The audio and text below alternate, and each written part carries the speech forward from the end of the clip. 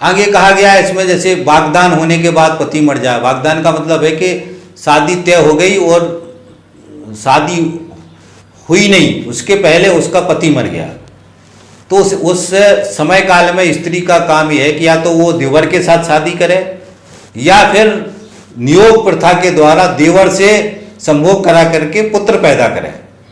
तो दो में से कुछ भी उसको ये करने का अधिकार उसको है। अब साथियों यहाँ से आता है कि जो कन्या देने का है, कन्या किस तरीके की स्वीकार करना है, किस तरीके की स्वीकार नहीं करना है। शादी करने के बाद भी आप उसको छोड़ सकते हो। ये जो व्यवस्था है ना, इसमें मनुस्मृति में बहुत ही अच्छी तरीके से व्यवस्था है जो छोड़ने की है महिलाओं को।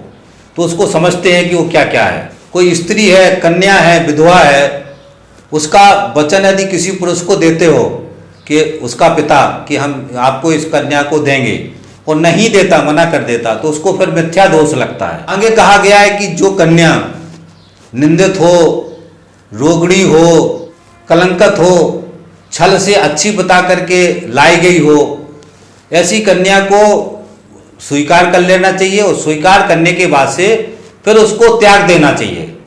यदि कोई दोषपूर्ण कन्या है और उसको बताया नहीं कि इसको दोषपूर्ण कन्या है ये, तो भी उसको स्वीकार करने के बाद में उसको फिर त्याग सकते हैं। आगे साथ ही यहाँ ये कहा गया है कि जो पुरुष है वो काम करने के लिए परदेश में जाएं, और इसमें इसलिए कहा गया है कि स्त्री जो है, स्त्री को घर को भोजन होना बहुत जरूरी है। उस समय भोजन ही सबसे बड़ी समस्या थी।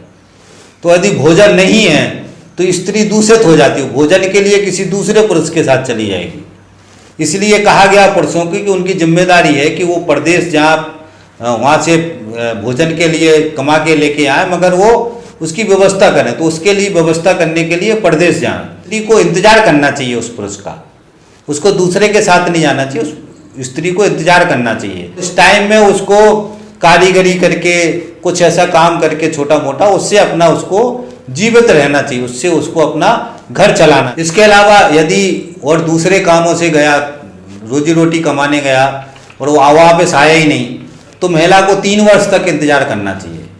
3 वर्ष तक अगर वो लौट के नहीं आता है तो वो दूसरे पुरुष के साथ जा सकती है। वो आदमी को मृत मान लिया जाएगा कि वो मर गया, 3 साल तक लौट के नहीं आया उसमें, तो ये समझ लें कि मर गया। स्त्री दूसरे पुरुष के साथ जा सकती है। अभी का जो हमारा लॉ है वो 7 साल का है कि कोई व्यक्ति अगर गुम हो जाए, 7 साल तक नहीं मिले या 7 साल तक वापस नहीं आए, तो कानून उसको मृत मान लेता है। दूसरा उसमें ये भी कहते हैं कि जो स्त्रियां हैं जो पति से द्वेष करती हैं, जिसकी पति के साथ नहीं बनती है, उसमें ये कहते हैं कि उसका पति नहीं, अगर उसके साथ नहीं रह रही तो जो है उसको 1 साल तक इंतजार करना चाहिए। 1 साल तक अगर वो नहीं आती है उसके पास तो उसको छोड़ देना चाहिए, उसको त्याग देना चाहिए। दूसरी स्त्री से शादी करके दूसरी स्त्री को रख सकता है। बात साथ में ये भी कहा गया है कि यदि पुरुष है वो मदहोश है, स्त्री के साथ संभोग करना चाहता है, वो स्त्री उसके साथ संभोग नहीं कर रही, तो ये भी एक तरीके का गलत काम है और इसमें स्त्री को दंड देना चाहिए। आगे कहा गया है कि कोई पागल है, पतित है, नपुंसक है, इस तरीके का कोई पुरुष है जिसके साथ स्त्री की शादी हो गई है, तो उसको उसकी सेवा नहीं करनी चाहिए। और साथ में कहा गया है कि उससे आभूषण नहीं लेना चाहिए। और तीसरा ये कहा गया है कि उसको छोड़ना भी नहीं चाहिए, स्त्री को छोड़ना भी नहीं चाहिए। फिर कुछ बताया गया है कि इस तरीके के आचरण अगर स्त्री के हैं तो उसको त्याग देना चाहिए, जिसमें कहा गया मदरा पीने वाली, बुरे आचरण वाली, स्वामी के हिसाब से नहीं चलने वाली, रोगड़ी हो, हिंसा करने वाली हो, मारपीट करती हो, झगड़ा करती हो, व्यर्थ के खर्च करने वाली, बेफजूली के खर्च करती है, तो ऐसी यदि स्त्री है तो उसको त्याग देना चाहिए। अभी देखो ये छूटे हैं, ये तो अभी जो 3 तलाक का मसला चला था वो तो हमारा आज़ादी के बाद संविधान में जो कानून बना, ये मनुस्मृति खत्म हो गई, वहाँ से जो हिंदू मैरिज एक्ट बना उसके अंदर बहुत सारे संशोधन किए गए, उसको सही बनाया गया जो जिस रूप में आज ये दिख रहा है। इसके पहले का जो समाज था, उसके जो मनुस्मृति के हिसाब से समाज चल रहा था, राजाओं के समय में जो समाज चल रहा था वो इस हिसाब से चल रहा था। तो हमको इसको ध्यान रखना है कि इस आज़ादी के आंदोलन के पहले समाज की ऐसी दुर्दशा थी, इस तरीके की स्थिति थी। आगे कहा गया कि पुरुष दूसरा विवाह कर सकता है। दूसरा विवाह कब कर सकता है कि किसी स्त्री को जब से उसकी शादी हुई रजो दर्शन से 7 साल तक उसको संतान ना हो, या 8वें साल में संतान होकर के मर जाए, या 10वें साल में केवल पुत्री हो, 11वें साल में भी पुत्री हो। अगर ऐसी सिचुएशन है तो वो पुरुष जो है दूसरी शादी कर ले और दूसरी शादी करके फिर पुत्र प्राप्ति के लिए कामना करे। आगे कहा गया है कि जो पहली स्त्री है उसका अपमान ना करे, उसको रखे, उसको भी रखे और दूसरे से भी शादी कर ले पुत्र प्राप्ति के लिए। यदि वो जो दूसरी स्त्री है अगर वो गड़बड़ करे तो उसको घर के अंदर बंद कर देना चाहिए, या उसको उसके बाप के साथ उसको उसके मायके भेज देना चाहिए।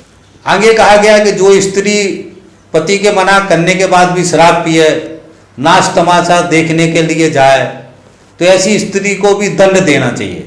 पति द्वारा दूसरा विवाह करने पर यदि स्त्री हो धर्म के विरुद्ध जाए, यानी वो स्त्री किसी दूसरे पुरुष के पास जाने लगे, इस तरीके का कोई भी धर्म के विरुद्ध जाए तो उस स्त्री को कठोर दंड देना चाहिए। साथ ही इससे हम 2-3 चीजें समझ सकते हैं कि एक तो उस समय इसमें कहा गया है कि खेल तमाशा होता था, स्त्रियां शराब पीती थीं, तो ये सारी चीजें समझती जाना।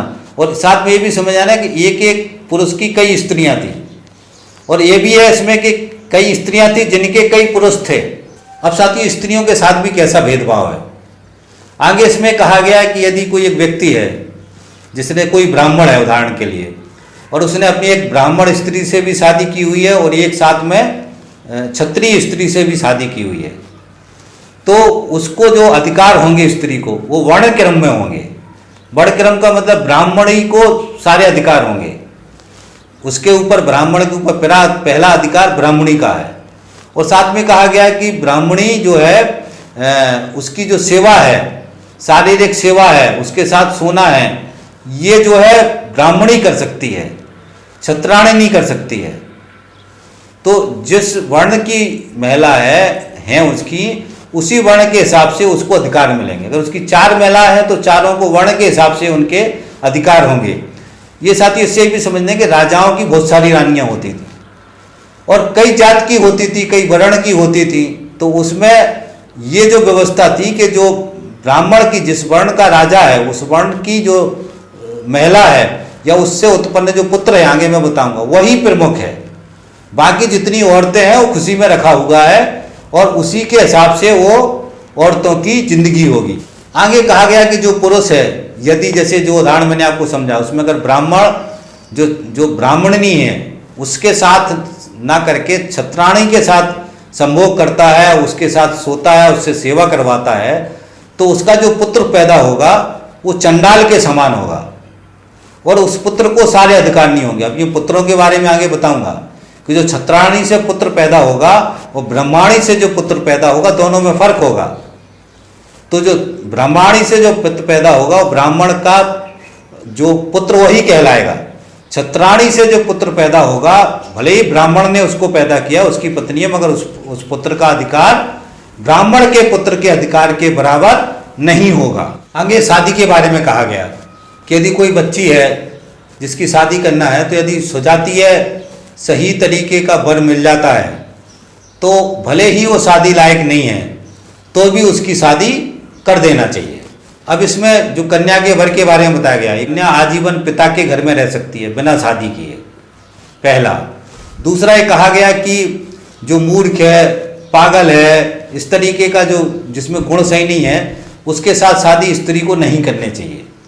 और फिर आगे की लाइन में कहा गया कन्या को रजो दर्शन होने के बाद, एमसी से होने के बाद 3 साल तक इंतजार करना चाहिए। 3 साल में अगर गुण वाला वर नहीं मिलता है तो उसको उसके वर्ण में जैसा भी वर मिल जाए उसके साथ उसको शादी कर लेनी चाहिए। आगे बहुत ही महत्वपूर्ण बात कही गई है कि विवाह के लिए कोई शुल्क न दें। आगे साथियों उम्र का बारे में बताया गया जो बहुत ही अजीब है और जिसको हमको ये समझ में आता है कि उस समय की सामाजिक परिस्थिति में महिलाओं की क्या स्थिति थी। 30 वर्ष का पुरुष 12 वर्ष की सुंदर कन्या से शादी कर सकता है। 24 साल का पुरुष 8 वर्ष की सुंदर कन्या से शादी कर सकता है। अब ये बताओ शादी की उम्र जो है बच्चियों की 8 साल और 12 साल है।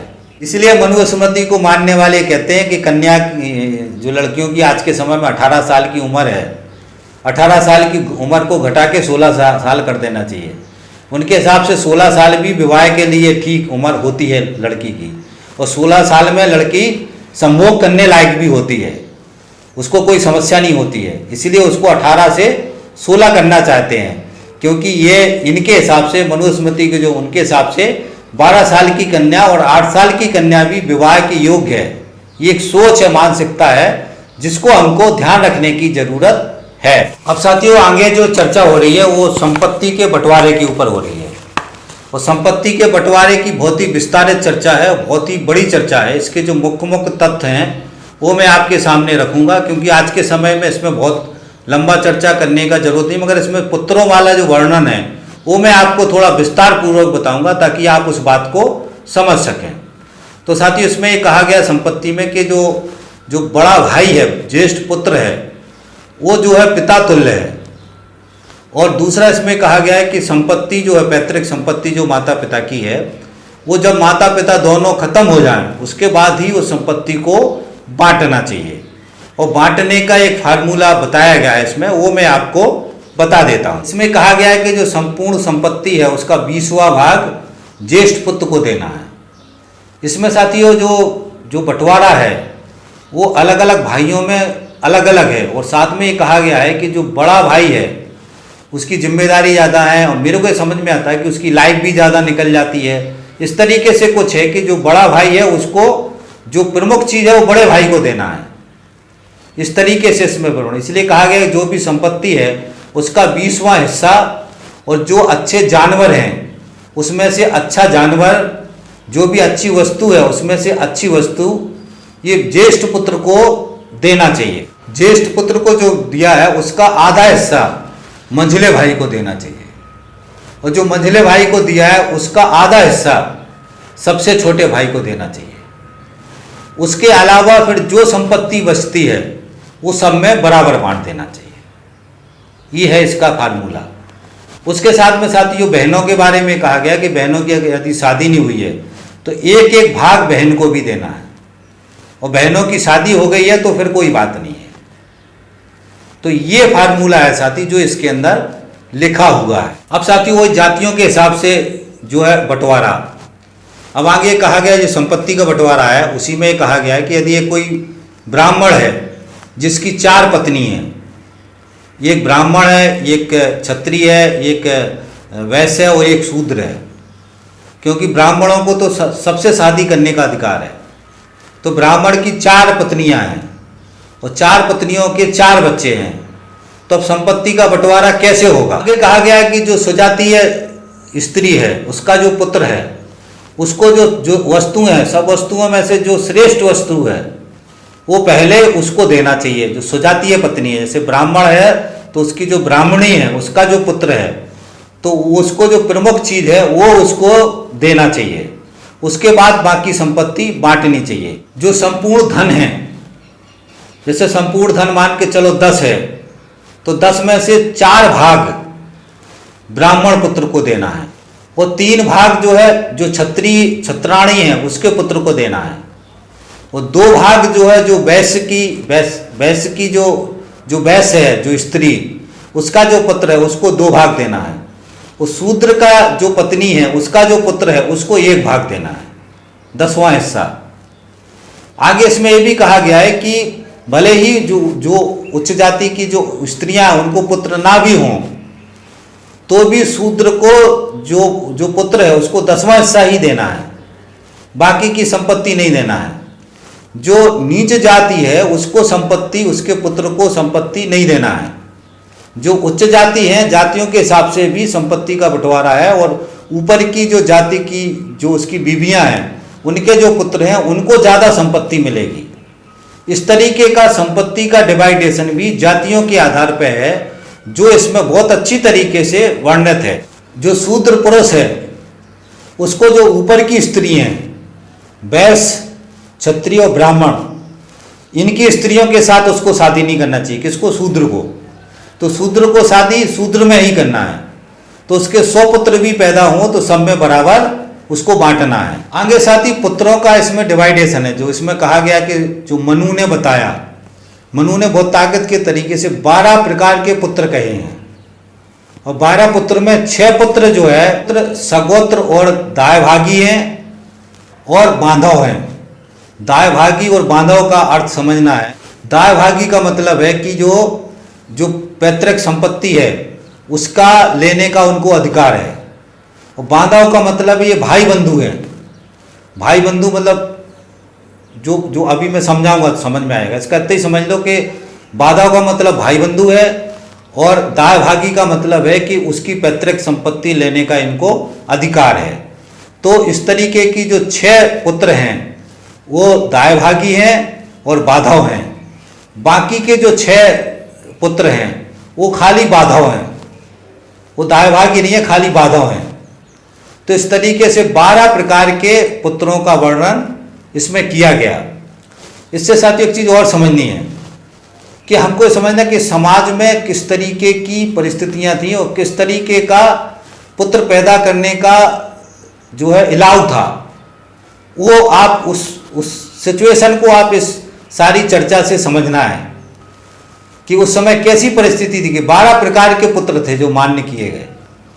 तो इसको हमको विस्तार से साथी समझना है। इसमें जो 6 सगोत्र, दायभागी और बांधव जो 6 पुत्र हैं उनमें उनको कहा गया औरस, क्षेत्रज, दत्तक, कृत्रिम, गुणोत्पन्न, अपवित्र। ये 6 प्रकार के पुत्र हैं कहे गए, जो मैंने आपको ऊपर का बताया। दूसरे जो 6 प्रकार के हैं जिनको बांधव कहा गया, कानीन, साहोड़, पौन, भर्व, स्वयं दत्त और सौद्र, ये 6 प्रकार के केवल बांधव हैं। तो ये 12 तरीके के पुत्र कहे गए। जो 6 केवल बांधव हैं ये धन के भागी नहीं होते हैं, और ऊपर के जो 6 हैं वो धन के भागी होते हैं। औरस पुत्र का अर्थ ये है कि जो सुजातीय स्त्री से पैदा हुआ है, जैसे ब्राह्मण है तो उसकी ब्राह्मणी से जो पुत्र पैदा हुआ उसको औरस पुत्र बोलते। जो क्षेत्रज पुत्र है, क्षेत्रज पुत्र उसको बोलते हैं जैसे कोई विधवा स्त्री है या नपुंसक है या क्षेत्रज के द्वारा पुत्र पैदा हुआ है। तो इस नियोग प्रथा जो मैंने आपको बताई, उससे जो पुत्र पैदा होता है उसको क्षेत्रज पुत्र कहते हैं। तीसरा है दत्तक पुत्र। इसमें कहा गया है कि माता पिता जो सजातीय पुत्र है उसको किसी से को दे दें या किसी से ले लें, तो इस टाइप का जो पुत्र है उसको दत्तक पुत्र कहा गया। अब कृत्रिम है। कृत्रिम का मतलब यह है कि जो सजातीय स्त्री से पुत्र पैदा हो रहा, उसी तरीके के गुण का कोई पुत्र है जो दूसरा पुत्र है, और उसको समझ करके कि ये ब्राह्मण का ही पुत्र है और उसको पाल रहे या उसको पुत्र मान लिया, तो वो कृत्रिम पुत्र है। अब गुणोत्पन्न पुत्र क्या है?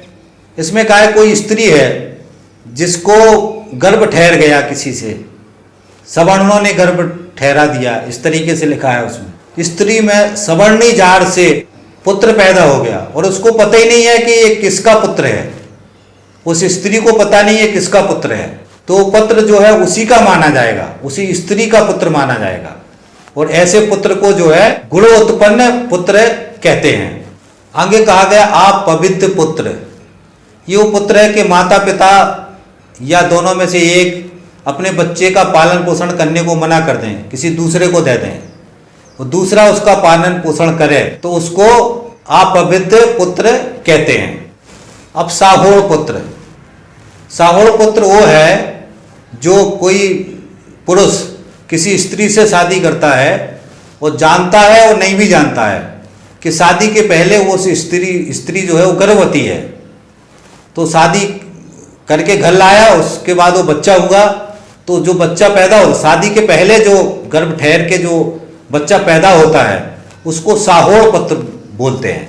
अब एक कानीन पुत्र क्या है? कानीन पुत्र ये है कि कोई कन्या है और शादी के पहले उसको पुत्र पैदा हो जाए, मतलब उसको पता ही ना चले, लोग उसके साथ स्त्री के साथ संभोग कर दें, संभोग करने के बाद से उसको घर में ही पुत्र पैदा हो जाए और वो पुत्र बाद में जो है जिससे वो शादी करती है उसी का पुत्र वो कहलाता, उसी के साथ जाता है वो। ऐसा जो पुत्र है, इस पुत्र को जो है कानीन पुत्र कहते हैं। अब कृतक पुत्र, कृतक पुत्र उसको कहते हैं कि वो सजातीय विजातीय जाति से पैसे दे करके, कुछ धन दे करके उस पुत्र को खरीदा गया हो। पौन भर पुत्र, इसमें कहा गया कि कोई स्त्री है, यदि वो पति उसको त्याग दे, या वो विधवा हो, या स्वयं दूसरे की स्त्री बनकर के पुत्र पैदा करे, तो इससे जो पुत्र पैदा होता है, इस तरीके के परिस्थितियों में जो पुत्र पैदा होता है, उस पुत्र को पौन भव पुत्र कहते हैं। अब स्वयं दत्त पुत्र ये क्या है? इसमें कहा गया है कि इसके माता पिता बहुत हीन हो, बहुत हीन हो, वो बच्चे को पालने लायक ना हो, तो वो जाके जो है उसका जो बच्चा है वो स्वयं किसी के पास चला जाए और अपने आप को उसको दे दे, उसको दे दे कि मैं आपको समर्पित करता हूँ, आपका पुत्र बन के रहूँगा। तो इस तरीके का जो पुत्र होगा उनका, उसको स्वयं दत्त पुत्र कहा जाएगा। आगे कहा गया पार्श्व। पार्श्व जो पुत्र है उसके बारे में कहा गया कि यदि कोई ब्राह्मण काम वेश में किसी शूद्रा के साथ संभोग करे और उसका पुत्र पैदा हो जाए तो उसको जो है पार्श्व कहते हैं। पार्श्व का अर्थ यह है कि वो जिंदा रहने में भी शव के समान है, मतलब उसको बहुत ही नीच प्रवृत्ति का कहा गया। मगर इसमें समझना है साथियों, इससे समझ में आता है कि स्त्रियों की दुर्दशा और खासतौर से शूद्रों की जो स्त्रियां हैं उनके कोई अधिकार नहीं थे, उनके साथ कोई भी संभोग कर सकता है, कोई भी अपना जोश उतार सकता है, जिस स्त्री को पकड़ के ले जा सकता है, कुछ भी कर सकता है। जैसे ब्राह्मण तो कुछ भी कर सकता है। अब इसमें कहा गया कि अपने कमोबेश में, मतलब उसको चढ़ी हुई है जवानी, उस चक्कर में उस कोई पुत्र पैदा हो गया तो उसको ये कहा जाएगा क्योंकि शूद्रा का पुत्र है वो। तो इस तरीके की सिचुएशन ये समझ में आती है कि महिलाओं की बहुत ही बुरी सिचुएशन थी और वर्ण व्यवस्था के नाम पर उच्च जाति की जो लोग थे, पुरुष थे, उनका बहुत ही खतरनाक आतंक था और बहुत ही खुली छूट थी, वो कुछ भी कर सकते थे। इस तरीके की सिचुएशन इसमें साफ साफ समझ आ रही है कि दासी हो या दास की दासी हो, इनसे यदि शूद्र पुत्र पैदा करते हैं तो वो जो शूद्र पुत्र पैदा करेगा वो उसकी संपत्ति में जितने भी पुत्र होंगे सारे बराबर के संपत्ति लेने के हकदार होंगे। यही धर्म के हिसाब से सही है। इसमें समझने की जरूरत है कि जो दासी है, दास हैं, दासी हैं, शूद्र भी इनके साथ संभोग कर सकते हैं और बाकी दासियों का तो, और जो शूद्र की महिला शूद्राओं हैं उनके साथ तो कोई भी संभोग कर सकता है। सबको छूट है संभोग करने की, ऊपर की जातियों को सारा छूट है, मगर शूद्र ऊपर की जातियों का नहीं कर सकता। इसमें सीधा सर कटना है, ऐसा करता है तो उसकी हत्या कर दी जाएगी। तो ये सारी व्यवस्था साथियों वर्ण व्यवस्था के आधार पर ये व्यवस्था हमको इसमें अच्छी तरीके से दिखती है। आगे कहा गया है कि इसमें ये प्रिंसिपल जो सिद्धांत ये है कि जिसके बीज से जो पैदा हुए और उसी का पुत्र कहलाएगा वो, और उसी का पुत्र कहलाएगा और उसी का संपत्ति लेने का वो हकदार होगा। तो जैसे अलग अलग तरीके से बहुत सारी स्त्रियां रखते थे लोग, तो ये सारा चीज़ इसको समझ में आता है कि जो पुरुष जिसके स्त्री के साथ संभोग किया उसका वो कहलाएगा। अब आगे इसमें ये भी कहा गया जो पहले हमने पढ़ा कि जो दासी है बाकी है, इनका मालिक जो पुत्र होगा, इनका मालिक वो होगा जो दासियों का मालिक है, जो हमने क्षेत्र और बीज के उसमें पढ़ा है कि इनका जो मालिक है वही मालिक होगा। तो इस तरीके से साथियों ये पूरी एक व्यवस्था थी जो मैंने आपको बताई। स्त्री का इसमें एक चैप्टर है कि स्त्री का धन कौन सा है, क्योंकि स्त्री का तो कोई धन है नहीं है, पति का धन है उसके साथ है, मगर पति का धन पुत्र का है। तो स्त्री का जो है धन क्या है, उसमें 6-7 चीजें बताएंगे। नानी से दिया गया धन, अध्यानी, अध्यावायनिक, प्रीति से दिया हुआ धन, भाई ने दिया हुआ है, पिता ने दिया हुआ है, पुत्र ने दिया हुआ है। तो ये 6 प्रकार के धन है जो स्त्री के धन है। इसके बाद भी साथियों इसमें बहुत विस्तार से बताया गया कि स्त्री का धन पे कब्जा किसका होगा। इस चैप्टर में धन के बारे में बहुत, जैसे स्त्री मर गई तो उसके बारे में अलग है, पति का धन होगा वो जो स्त्री का धन है, पुत्र का धन कब होगा, इस तरीके से बहुत ही विस्तार से है। मैं विस्तार से इसमें नहीं जा रहा। तो साथियों अब यहाँ से चोरी के ऊपर, जुआ के ऊपर दंड, ये वैसे मैं पहले चैप्टर में बता चुका हूँ मगर इसमें दोबारा लिखा हुआ है। बहुत सारी चीज़ें रिपीटेड हैं तो मैं इसको थोड़ा थोड़ा बता देता हूँ। इसको भी दोबारा उन्होंने बहुत विस्तार से लिखा है। काफ़ी बड़ा चैप्टर है जिसमें चोरी और जुआ के बारे में बहुत सारे दंड हैं। जुआ भी बहुत बड़ी समस्या थी। जुआ जो आज खेला जा रहा, उस समय भी जुआ बहुत ही ज़्यादा खेला जाता था। और चोरी तो पहले भी होती थी और आज भी चोरी होती है। तो मगर पहले का चोरी का जो दंड था या पहले का चोरी का जो सामान था वो सिर्फ खाने पीने का सामान था, कपड़े लगते थे। मगर आज का चोरी अलग है और पहले का चोरी अलग था। इसको हमको साथ ही समझना है। आगे इसमें घूस लेने के ऊपर, कर्मचारी अगर कोई घूस लेता है, पैसे लेता है, तो उसके ऊपर से बहुत कठोर दंड है। ऐसे मतलब उसकी जितनी संपत्ति है घर की सब छुड़ा ले राजा और उसको फिर दीन बना दे, तो ये दंड है घूस लेने का। निर्दोष लोगों की हत्या करे या राजा दुश्मन राजा से जा मिले तो ऐसे व्यक्ति की सजा सीधा मृत्यु दंड है। इसमें मंत्रीगण या न्यायकर्ता अगर उल्टा करे, गलत करे, तो राजा इनको भी दंड देना है। कोई अधिकारी भी जितने नियुक्त किए हैं राजा ने, यदि वो सही तरीके से काम नहीं कर रहे, उसमें भी कुछ गड़बड़ करे, तो इन अधिकारियों को भी राजा दंड देना है। उसके आगे साथ ही कहा गया कि यदि ये जो जिनको दंड दिया जा रहा है और ये प्रायश्चित नहीं करते, तो इनको फिर उनके माथे पे एक निशान बनाना है। अलग अलग तरीके के जो लोग हैं उनके माथे पे उस तरीके का लोहे से गरम करके वो निशान बनाना है। जैसे गुरु पत्नीगामी है, जैसे गुरु की पत्नी के साथ संभोग किया है, ऐसा जो व्यक्ति है उसके सर पे यहाँ लोहे का तप बना करके तपा के भग का निशान बनाना है। स्त्री के भग का निशान यहाँ माथे पे बनाना है। मदफ यानी जो दारू से मदमस्त है, नहीं मान रहा है, तो उसके माथे पे दारू का जो पात्र है उसका निशान बनाना। चोर है, चोर के माथे पे कुत्ते के पांव का निशान बनाना। जो ब्रह्म हत्या कर दिया उसके मस्तक पे सिर कटा हुआ आदमी का निशान बनाना है। और ऐसे लोगों को कन्यादान ना करें, मतलब ऐसे लोगों को कोई लड़की ना दे, ऐसे लोगों से नमस्कार नहीं करना है। मतलब समाज में बहुत ही निंदित लोग हैं ये, तो इनसे ये समाज के इनका सब कुछ नष्ट हो जाता है या इनका देश निकाला करते हैं। सबसे तुष्ट व्यक्ति ये कहे जाते हैं जिनके माथे पे ये निशान बनाए जाते हैं। तो अब ये देखो व्यवस्था के इस तरीके की व्यवस्था, दंड की व्यवस्था उस समय थी। और उसमें आगे ये भी कहा गया है, ये मनुस्मृति के अंदर दंड को बहुत ही ताकतवर तरीके से कहा गया। और ये भी कि जहाँ राजा दंड देने से थोड़ा सा हिचकिचाता, वहाँ कहते कि राजा नरक में जाएगा, दंड देना ही है। तो मनुस्मृति से जो बहुत ही दंड की व्यवस्था बहुत तगड़ी है, ताकि जनता डर के मारे, डर के दबाव के मारे, दहशत के मारे सारी चीजों को माने। मनुस्मृति में जो ब्राह्मण कह रहे उसको माने। तो ये बहुत ही ताकतवर तरीके से दंड की व्यवस्था है। और ब्राह्मण सब जगह सुरक्षित है, ब्राह्मणों को मारना नहीं है। ब्राह्मणों को केवल एक ही दंड है, उनका बहुत बुरी स्थिति में देश निकाला, और ब्राह्मणों का कुछ नहीं कर सकते आप। तो ब्राह्मणों के ऊपर दंड नहीं है, ब्राह्मण जो बोले वो मानना है। आगे पर वही कहा गया कि शूद्र यदि ब्राह्मण के साथ कलेश करें तो शूद्रों को जो है विभिन्न तरीके के यातना दे करके उसको जनता के सामने मार डालें राजा, तो कठोर से कठोर दंड दे। शूद्र यदि ब्राह्मण को परेशान करें तो, क्योंकि ब्राह्मण जो उल्टे सीधे नियम बनाता था, जो बताता था, उसकी बात को मानते नहीं थे। जो नहीं मानते हैं तो भी दंड देना है, ब्राह्मण से झगड़ा करते हैं तो भी दंड देना है।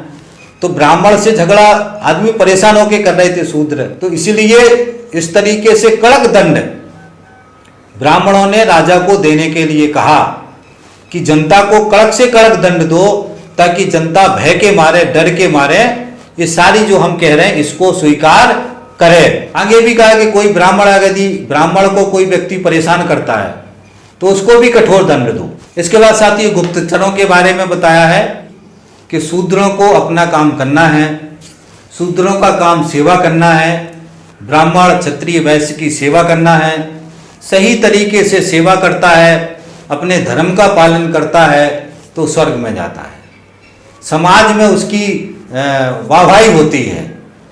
तो आखिरी में ये बात जो है 100 बार कही गई है, पूरी इसमें 100 बार कही गई ये बात, तो इसको भी साथी हमको ध्यान करना है। तो अब ये अध्याय जो है यहीं ख़त्म होता है। और साथ ही इसमें बहुत ही स्त्री के बारे में जो बहुत ही महत्वपूर्ण जानकारी है जो मैंने आपको दी, और जो ये थ्योरी समझाई है इसको ध्यान रखना है, क्योंकि अगले चैप्टर में यही थ्योरी पूरी इसी थ्योरी पे डीपली चर्चा है। तो इस थ्योरी को अच्छी तरीके से समझ लें, नहीं समझ में आया तो एक बार और सुन लें। उसके अलावा जो पुत्र बताए गए हैं कितने तरीके के, ये भी ध्यान में रखना है, क्योंकि इन पुत्रों के बारे में भी आगे के चैप्टर में चर्चा होगी कि उस समय की जो राज व्यवस्था थी, उस समय का जो समाज था वो कैसा था, इससे अंदाजा लगा सकते हैं। और इससे हम शूद्रों की स्थिति और महिलाओं की स्थिति का भी अंदाजा लगा सकते हैं। तो बार बार ये मैं हर वीडियो में ये कहने की कोशिश कर रहा हूँ, हर अध्याय को आखिरी में ये पूरा मनुस्मृति शूद्रों और स्त्रियों को कंट्रोल करने के लिए पूरा मनुस्मृति है। तो इसको भी हमको थोड़ा दिमागी रूप से ध्यान रखना है। और जो मैंने पुत्रों के बारे में बताया तो उससे ये अंदाजा लगता है कि समाज कैसा था, क्या समाज में चल रहा था, स्त्रियों की क्या स्थिति थी, पुरुषों की क्या स्थिति थी, बाकी सारी समाज कैसा था। ये सारी चीज़ें सुनने के बाद हम उस समय के समाज का पूरा आकलन कर सकते हैं। पूरा चीज़ समझ में आ रहा है कि किस तरीके का समाज था, किस तरीके की व्यवस्था थी, किस तरीके के अत्याचार थे, और कैसे समाज को राजाशाही व्यवस्था मनुस्मृति के माध्यम से बांधना चाहते हैं। अंत में वही शूद्र मेहनत कश थे, ये ध्यान रखना है, शूद्र मेहनत कश थे। अभी अगले चैप्टर में पढ़ाऊंगा मैं, जो मैंने कहा आपको कि शूद्र पिछड़ा वर्ग की जो जातियां हैं, राजपूत हैं, पटेल हैं, यादव हैं, पाल हैं, कुमार हैं, ये जो सारी जातियां हैं ये सब शूद्र थे। ये मैं आपको अभी अगले वाले चैप्टर में और अच्छी तरीके से समझाऊंगा। जो दलित और महादलित हैं ये तो शूद्रों से भी बुरे शूद्र थे, ये चंडाल थे, और भी अलग अलग तरीके से नाम इनके कहे गए, वो सारे नाम मैं अगले चैप्टर में बताऊंगा आपको।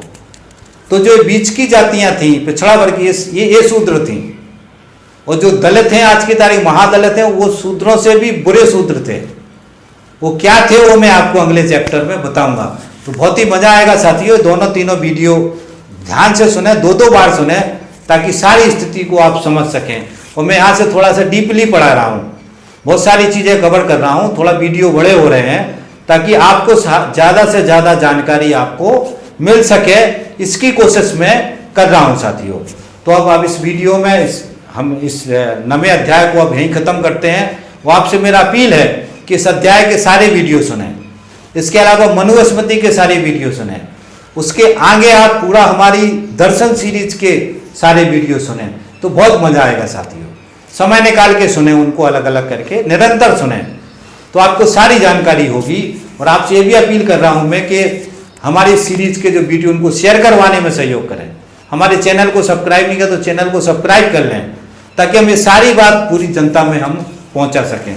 तो साथियों, ऐसी आशा उम्मीद के साथ कि आप सहयोग करोगे, मैं इस अध्याय की बात यहीं खत्म करता हूं।